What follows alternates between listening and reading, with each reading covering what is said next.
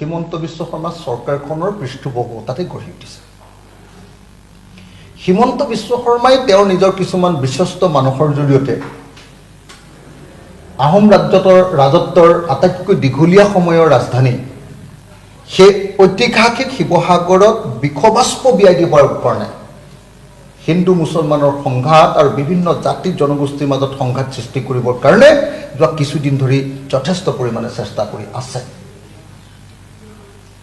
শিৱসাগৰখনক বাছি লোৱাৰ কাৰণ বোধহয় যিহেতু অখিল গগৈয়ে উচ্ছেদৰ বিৰোধিতা কৰি আছে, যিটো শিৱসাগৰে গোটেই উজনি অসমৰ জাতীয়তাবাদী মানুহবিলাকক প্ৰভাৱিত কৰি আছে, সেইকাৰণে কিছুমান মানুহৰ জৰিয়তে তাত হিন্দু মুছলমানৰ সংঘাত লগাব খোজা হৈছে।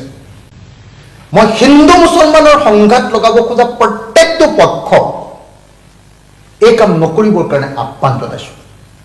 শিৱসাগৰ প্ৰশাসনক ষ্ট্ৰিক্টলি মই নিৰ্দেশ দিছোঁ যে তেওঁলোকে যেন কাকো আইন হাতত তুলি ল'বলৈ অনুমতি নিদিয়ে, তেওঁ মুছলমানেই হওক তেওঁ হিন্দুৱেই হওক।